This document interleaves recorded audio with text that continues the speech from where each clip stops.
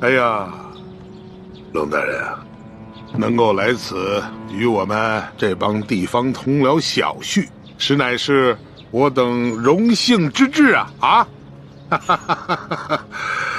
龙大人啊，咱们就别干看着了啊！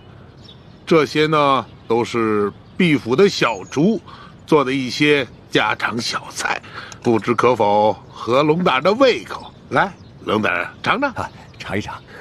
刘大人，哎，你这一桌佳肴，不见寻常的鸡鸭鱼肉，全是些难得的山珍海味。刘大人啊，你的家常小菜可比皇上御膳的规格还要高啊！龙大人说笑了啊，这是夸奖我啊。是这样，有菜不能没酒啊。来，龙大人，尝一尝，这可是啊，来，自西域而来的葡萄酒，冰镇之后口感更佳。来，尝一尝。来，二位你们也随意。外面赤日炎炎，焦土千里，没想到刘大人府上还有这冰镇的葡萄美酒啊！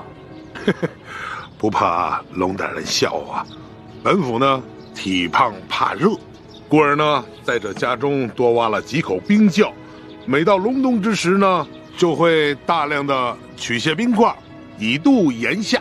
刘大人，会享福。此次山西等省大旱，这皇上啊，在紫禁城里是食不下咽，寝不安枕，麻衣素食1个月之久，还赐龙血抄佛经，这才求得一场甘霖。看来这做天子的，真是不如这做臣子的逍遥自在啊！哎呀，龙大人，此话严重了啊！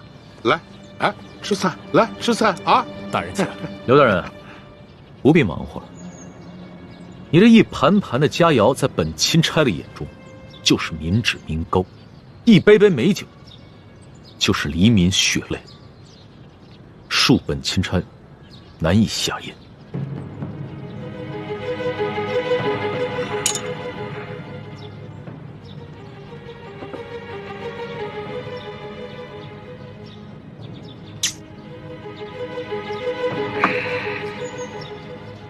龙大人果然是忧国忧民呐，让我等十分惭愧啊！